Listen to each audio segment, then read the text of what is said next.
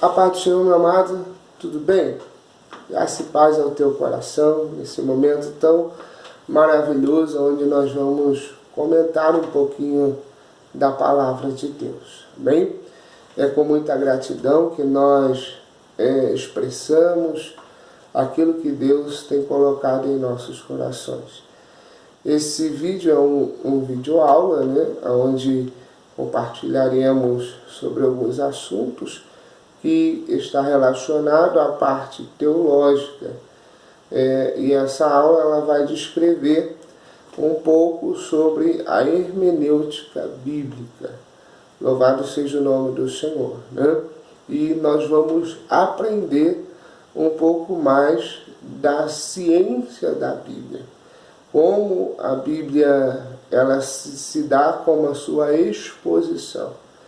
Existem alguns temas, né, primordiais da palavra do Senhor, e eu quero compartilhar com você esse período onde nós tiramos para mostrar um pouquinho do que a Bíblia pode falar aos nossos corações.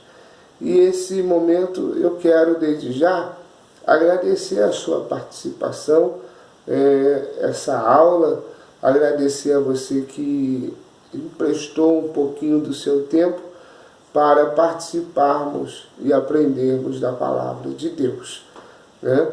Que Deus possa abençoar a sua vida, que Deus possa te enriquecer, que Deus possa te fortalecer nesse período onde nós compartilharemos da palavra de Deus, que é de suma importância a todos nós que somos cristãos em Cristo Jesus, tá bom? Eu quero abençoar a sua vida, quero que a sua família seja abençoada em nome de Jesus. Desde já, vamos ler um texto da palavra de Deus. Você que está com a sua Bíblia aí aberta, acompanhe comigo um texto da palavra de Deus. E se encontra no livro de Salmos, livro de Salmos 139. Nós vamos detalhar um pouquinho esse salmo em questão à área da hermenêutica bíblica, tá bom? Nós vamos comentar um pouquinho do que ele quer revelar aos corações daquele que lê e que faz a leitura desse salmo. Vamos lá. Salmo de número 139. Ele vai nos conduzir, vai dizer assim. Diz assim o Salmo 139. Senhor, tu me sondas e me conheces. Tu conheces o meu assentar e o meu levantar. De longe entende o meu pensamento. Cercaste o meu andar e o meu deitar, e conhece todos os meus caminhos. Sem que haja uma palavra na minha boca, eis que, ó Senhor, tu conheces. Tu me cercaste em volta e puseste sobre mim a tua mão. Tal ciência é para mim maravilhosíssima, tão alta que eu não posso atingir. Para onde me irei do teu espírito? Para onde fugirei da tua face? Se subir ao céu, tu aí estás. Se fizer no céu a minha cama, eis que tu ali estás também. Se tomar as asas da alva e se habitar na extremidade do mar, até ali a tua mão me guiará, e a tua destra me sustentará. Se disser, de certo que as trevas me encobrirão, então a noite será a luz ao redor de mim. Nem ainda as trevas me escondem de ti, mas a noite resplandece como o dia. As trevas e a luz são para ti a mesma coisa. Pois possuíste os meus rins, engrandeceste-me no ventre da minha mãe. Eu te louvarei, porque de um modo terrível e tão maravilhoso fui formado. Maravilhosas são as tuas obras. A minha alma o sabe muito bem. Os meus ossos não te foram encobertos, quando no oculto fui formado, engrandeceste-me como nas profundezas da terra. Os teus olhos viram meu corpo ainda informe, e no teu livro todas as coisas foram escritas, as quais iam sendo dia a dia formadas, quando ainda uma delas havia. E quão preciosos me são, ó Deus, os teus pensamentos, quão grandes são as somas deles. Se as contasse, seria em maior número do que a areia. Quando acordo, ainda estou contigo, ó Deus. Tu mataste de certo ímpio, apartai-vos, portanto, de mim, homens de sangue, pois falam malvadamente contra ti, e os teus inimigos tomam o teu nome em vão. Não aborrece eu, ó Senhor, aquele que aborrece, e não me aflige por causa dos que se levantam contra ti? Aborreço-os com ódio completo, tenho-os por inimigo. Sonda-me, ó Deus, e conhece o meu coração. Prova-me e conhece os meus pensamentos, e vê se há em mim algum caminho mau, e guia-me pelo caminho eterno. Louvado seja o nome do Senhor. Esse salmo, ele vai trazer uma revelação, um conhecimento sobre o que Deus é e o que Deus pode fazer. Primeiramente, esse salmo ele vai colocar Deus como aquele que sonda, ou seja, aquele que examina o coração do homem, aquele que conhece.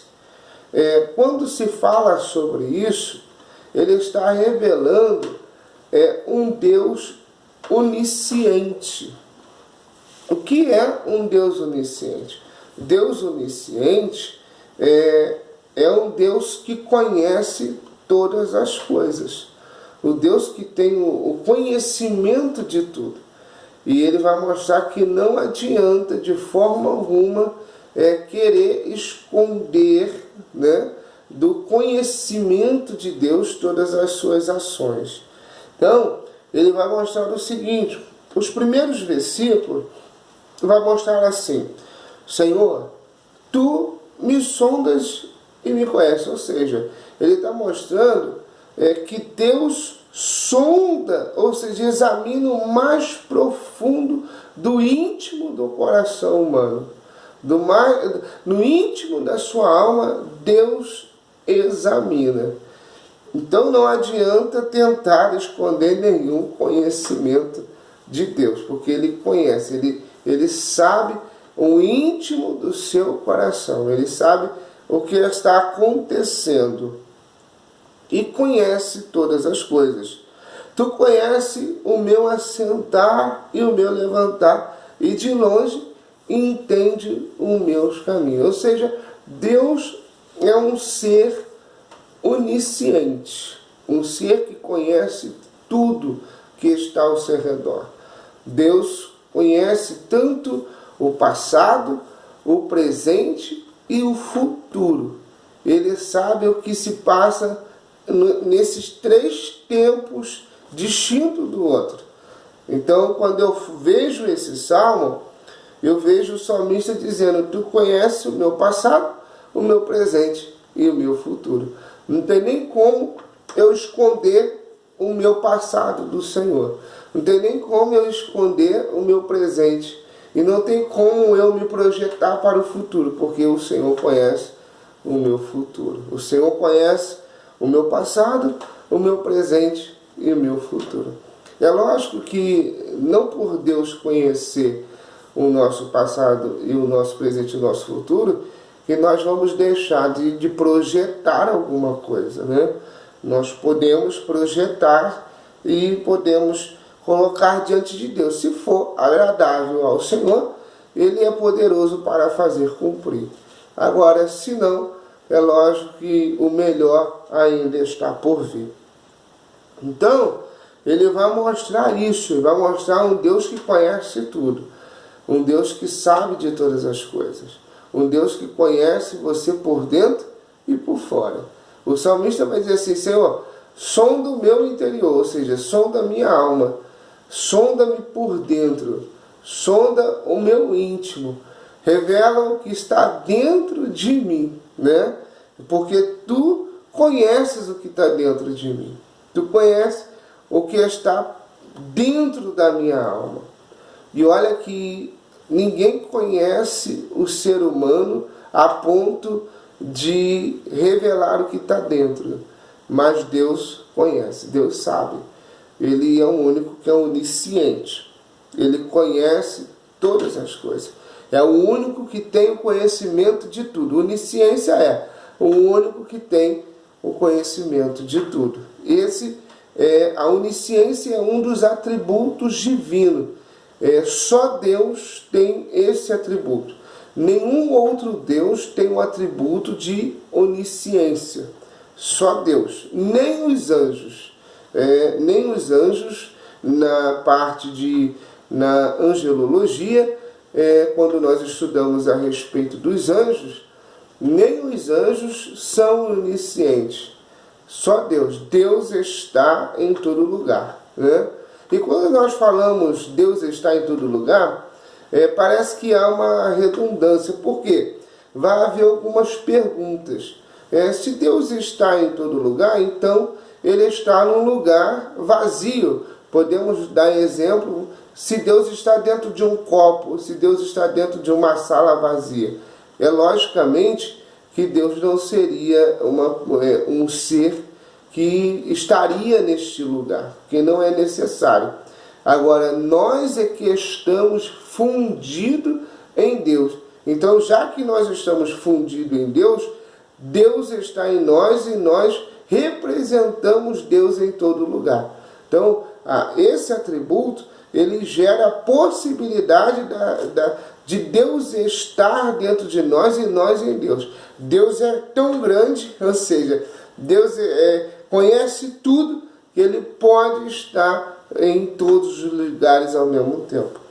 Ele vai dizer assim: cercas o meu andar e o meu deitar, e conheces os meus caminhos.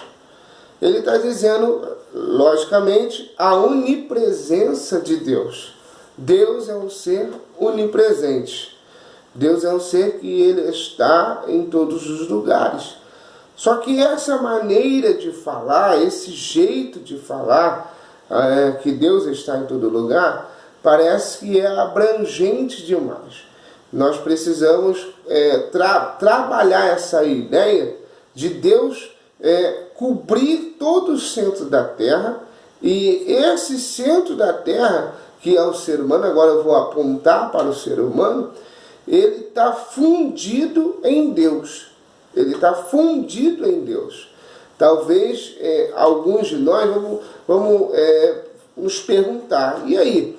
Se Deus está em todo lugar, então no espaço vazio, num lugar onde que não tenha ninguém, no espaço vazio, Deus está ali? Logicamente que há uma redundância em relação a isso. É preciso nós entendermos que Deus está aquele que se achega a Ele. Por isso que vai haver texto biblicamente falando, vai dizer assim: aquele que se achega ao Senhor, o Senhor o achega até Ele. Ou seja, o ser humano está fundido em Deus. Então Deus aí está em todo lugar. É um dos atributos divinos, atributo da onipresença de Deus. São dois atributos que nós comentamos aqui no prezado momento, só nesse salmo. Aleluia. Esse salmo, ele vai representar esses atributos por enquanto, né? Por enquanto ele vai falar sobre a onisciência de Deus e a onipresença de Deus. Deus conhece todas as coisas e Deus está em todas as coisas. Ou seja, o ser humano está fundido em Deus, pois Deus conhece o ser humano. Né? Aí então abre-se um espaço para nós pensarmos essa possibilidade. Deus está comigo, Deus está conosco, Deus está com a sua igreja. A igreja representa uma parte divina onde Deus está, pois a igreja está em Deus e Deus está na igreja. Deus conhece a igreja. Então, quando falamos desses atributos, é um pouco difícil até de entender, né? É um pouco difícil. Depois, em sala de aula, nós vamos comentar melhor sobre esse assunto, porque é um pouco complicado de entender, pois é um atributo que só compete a um ser divino. Só Deus pode ter esses atributos. E o outro atributo que também é divino é a onipotência. Onipotência quer dizer que Deus é poderoso, é o único que tem o poder para todas as coisas. Então, quando nós falamos de onipresença, onisciência, onipotência, nós apontamos esses atributos apenas a um ser divino que é o Deus que está conosco, que é o nosso Deus. Nós falamos sobre isso quando falamos sobre essa onipotência, né? Nós apontamos apenas o Senhor, o Deus que é o nosso Senhor. Né? Nenhum outro Deus, nenhum ser tem o todo poder. O salmista vai dizer o seguinte, o salmista mostra uma ideia da onipotência de Deus, né? Aquele que descansa na sombra do onipotente, né? Ou seja, tudo aquilo que pode nos sobrevir, que tem poder também, Deus é o único que é onipotente, ele tem poder para todas as coisas. E o salmista vai dizer isso aqui, aonde ele vai comentar sobre isso. Olha só, vai dizer assim: tu me cercaste em volta e puseste a tua mão sobre mim. Ou seja, tu é um ser onipotente. Só tu pode fazer isso, né? Tal ciência para mim é maravilhosíssima, tão alta que eu não consigo ou não posso atingir. A tua onipotência ela é tão maravilhosa, essa ciência da onipotência é tão maravilhosa que eu não consigo atingir. O salmista vai falar sobre isso.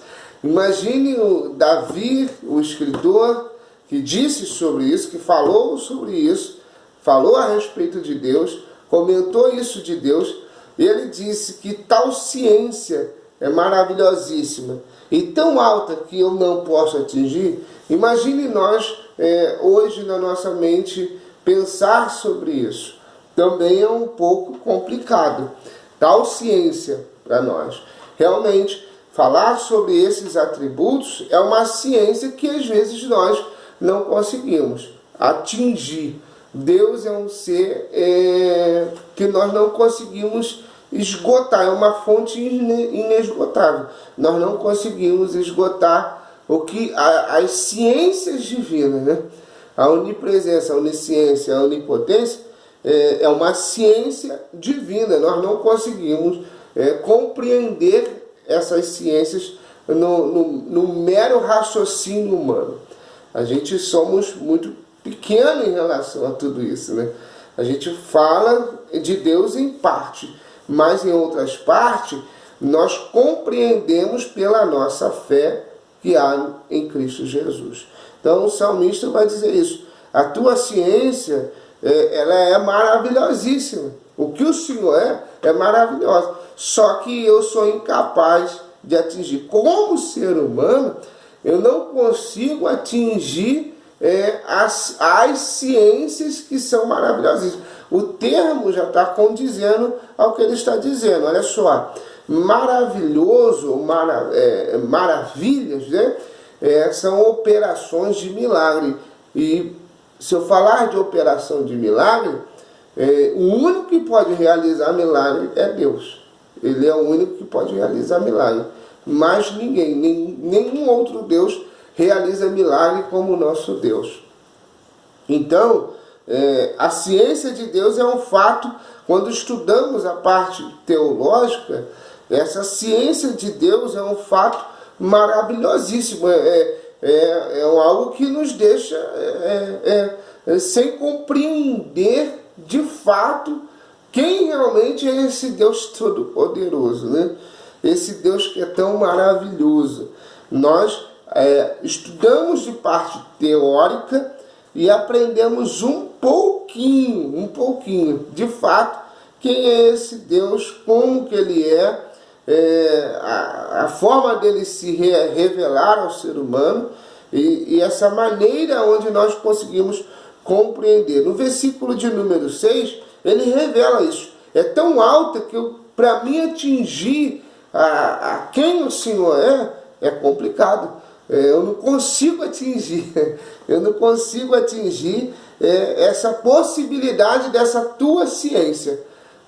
Eu não consigo atingir. O salmista ele revela isso. Imagina se de longe, olha só o que ele vai revelar. De longe tu conhece qualquer palavra antes de sair da minha boca. Ou seja, ele conhece qualquer palavra antes de sair da minha boca. Esse ser divino, esse Deus que nós pregamos, que nós falamos, ele é um Deus que, para o compreender, é por isso que a Bíblia fala que nós precisamos ter fé. Porque sem fé é impossível agradar a Deus. Então, quando nós falamos desse Deus, nós falamos de um Deus que, para a nossa razão humana, é difícil de compreensão. Nós vamos compreender a Deus de uma forma com a nossa fé, de uma forma aonde nós nos revelamos a Ele e Ele se revela a nós. E vai dizer mais ainda, falando sobre a onipresença de Deus. Para onde me fugirei do teu Espírito? Para onde irei da tua face? Né? Não tem como se esconder de Deus. Não tem como. Se tomar as asas da alva, se habitar na extremidade do mar, até ali a tua mão me guiará. Veja também um outro termo aqui, eu já comentei isso em outra aula, um outro termo aqui, a tua mão. Esse análise textual, ele vai me conduzir, a tua mão me guiará, vai me conduzir uma revelação antropomórfica. Ou seja, a parte antropomorfismo vai revelar quem realmente é esse Deus, né? Ele se revela com característica, ou seja, com modelos humanos, para que nós possamos o entendê-lo. Ou seja, por parte antropomórfica, ele tem uma mão que guia, né? Ele se faz presente, ele está presente, está orientando, está guiando.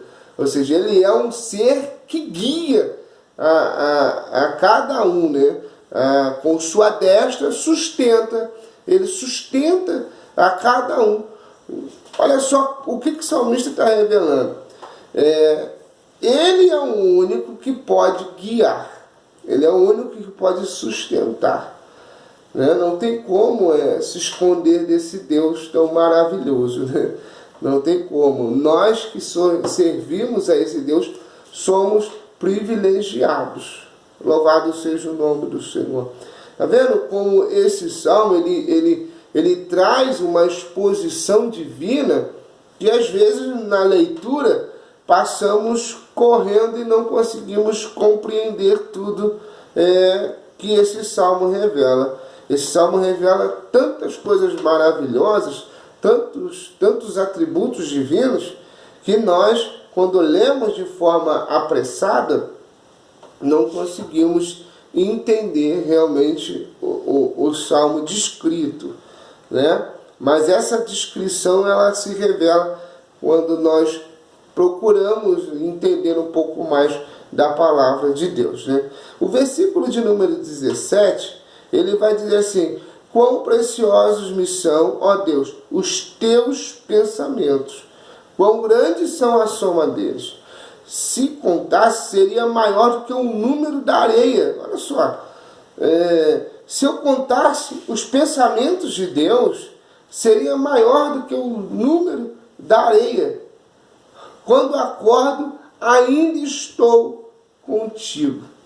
O salmista ele revela algo que é extraordinário. É difícil a nossa mentalidade, nosso ser humano, a nossa razão humana compreender. Olha só, os seus pensamentos são preciosos, são grandes. Se eu contasse, seria maior do que o número da areia. Ou seja, os pensamentos de Deus são incontáveis.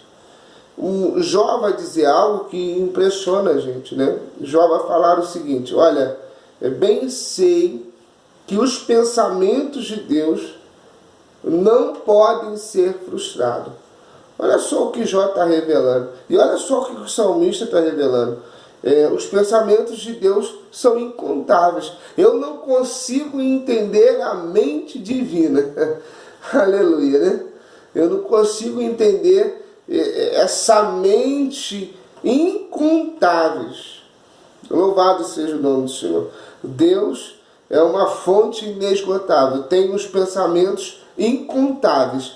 Aí eu fico analisando, desculpa aí, abro um parente aqui para essa aula. Eu fico analisando o que Deus tem pensado para nós no tempo atual, né? O que Deus tem pensado para nossas vidas. Porque olha só, quão preciosos me são, ó Deus, os teus pensamentos. O pensamento de Deus é precioso e incontável. Ele não tem como colocar limite nos pensamentos de Deus. Não tem como. E ele vai falar o seguinte: quando eu acordo, passei a noite toda dormindo. E quando eu acordo, eu estou contigo.